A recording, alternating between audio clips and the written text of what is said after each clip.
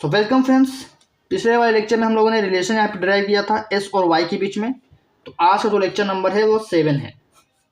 ठीक, तो जो मैं कॉमन कैटेगरी का जो सीरीज चल रहा है उसका लेक्चर नंबर 7 है।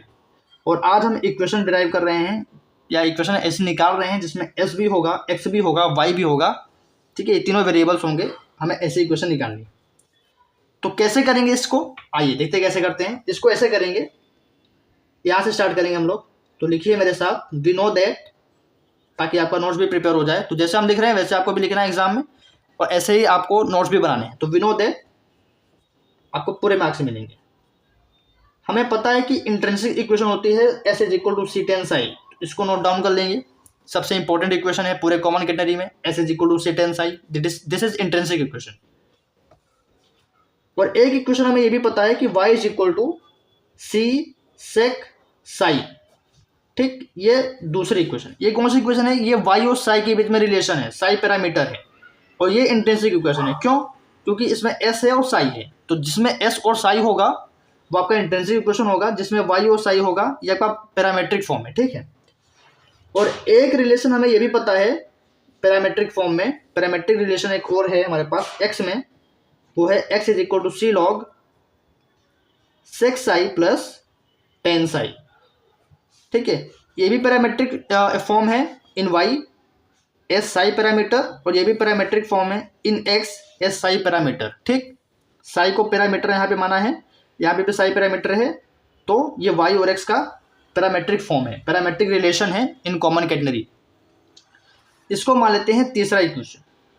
ठीक है, जिसको ये सब समझ में नहीं आ रहा है, आप स्टार्टिंग से आएंगे तो आपको पक्का समझ में आएगा, इसमें कोई डाउट नहीं। अगर आप बीच में देख रहे हैं तो जाहिर सी बात है प्रॉब्लम तो आएगी, क्योंकि कुछ भी लिख देंगे। ये पूरी इक्वेशन है, कैसे डिराइव किए हैं, कैसे समझे हैं, किस तरीके से मैंने इसको समझाया है। तो अगर आप बीच में आके देख रहे हो, लेक्चर नंबर कौन सा है? Lecture number 7। ठीक है, लेक्चर नंबर 7 है। तो अगर आप स्टार्टिंग से नहीं हैं, बीच में डायरेक्ट आ गए हैं, लेक्चर 5 से हैं, लेक्चर 6 से हैं, लेक्चर 7 से हैं, तो अल्टीमेटली आप यहाँ पे प्रॉब्लम थोड़ा सा उठा सकते हैं, क्योंकि ये सब वही चीज़ें हैं जो हमने स्टार्टिंग में पढ़ा रखी है, और वही हम यहाँ पे यूज़ करेंगे। और सेम टू सेम चीज़ें हम यहाँ पे अपने न्यूमेरिकल प्रॉब्लम जब आप सॉल्व करेंगे तो वहाँ पे भी यूज़ करेंगे। तो प्रॉब्लम आएगी अगर आप लोग स्टार्टिंग से नहीं बने हैं, बीच में से आके देख रहे हैं इस प्लेलिस्ट के, तो प्रॉब्लम तो 100% आएगी। तो एक इक्वेशन ये है, एक इक्वेशन ये है, एक इक्वेशन ये है कॉमन कैटेगरी में, जो हम अभी तक पढ़ चुके हैं।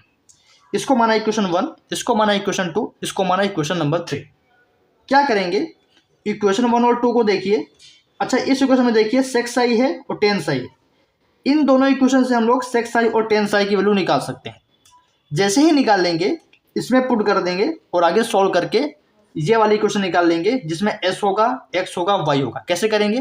तो इक्वेशन 1 और 2 से टेन साई की वैल्यू क्या आएगी, आइए चेक करते हैं।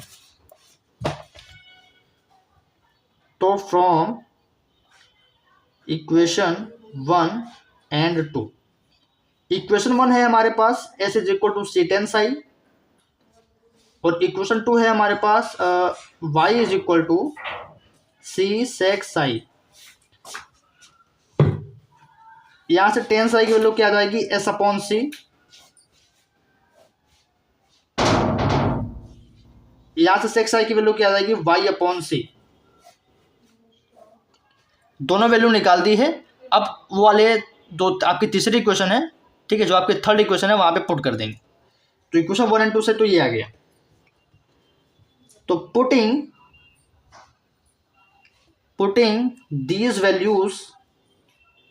these values in equation number 3, इसको इक्वेशन नंबर 3 में पुट कर देंगे तो हमें क्या मिलेगा, हमें मिल जाएगा x is equal to C log sec psi plus tan psi था हमारे पास, और सेक साई टेन साई की वैल्यू पुट करनी है। तो x is equal to C log sec psi की वैल्यू है y upon c, tan psi की वैल्यू है s अपॉन सी। ठीक है, x इज इक्वल टू हो गया सी लॉग, यहाँ पे आ गया c, यहाँ पे आ गया y प्लस s। ठीक, सो this is your required relation. हमने पुट करके बस इसको सॉल्व कर लिया, और यही आपका क्या है, this is your equation which is involving x, y and s। यहाँ पे s भी है, y भी है, x भी है। So this is relation between s, x and y. तो आज की वीडियो में बस इतना ही, ये मैं प्रूफ करना था, उन्होंने इसको प्रूव कर दिया। तो ये भी एक छोटा सा वीडियो था, इसके पिछले वाला भी एक छोटा सा वीडियो था, और इसके पिछले वाला भी एक छोटा सा लेक्चर था। तो तीनों ही लेक्चर आसान थे क्योंकि छोटे टॉपिक थे। अब हमारे अगले लेक्चर में क्या है, तो अगले लेक्चर का मैं यहाँ पे ओवरव्यू दे देता हूँ। अब हमें अगले लेक्चर में पढ़ना है अप्रोक्सीमेशन। अब आपका एक बड़ा टॉपिक आएगा अप्रोक्सीमेशन, जिसको हम बहुत अच्छे तरीके से समझाएंगे आपको। Approximation of common catenary when C is very large। Actually ये भी एक इक्वेशन ही है कॉमन कैटेनरी में, बाद में एक इक्वेशन ही निकल कर आएगी, लेकिन इसमें कंडीशन ये है कि जब C बहुत बड़ा हो जाएगा। अब C क्या है ये ऑलरेडी हम बता चुके हैं। जैसे ये कॉमन कैटेनरी है, ठीक, ये वाई एक्सिस है यहाँ पे, और यहाँ पे एक्स एक्सिस है। तो जो ये डिस्टेंस होती है वर्टेक्स से एक्स एक्सिस की, इसी को कहते हैं C, ठीक, ये C होता है। अब ये C बहुत बड़ा हो जाए, ऐसे खूब बड़ा हो जाए, अगर ये C बहुत बड़ा हो जाए तब क्या इक्वेशन निकल कर आएगी, क्या अप्रोक्सीमेशन होगा कॉमन कैटेनरी में, वही हमें अगले लेक्चर में जानना है। तो मिलते हैं अगले लेक्चर में, तब तक के लिए पढ़ते रहिए, मस्त रहिए।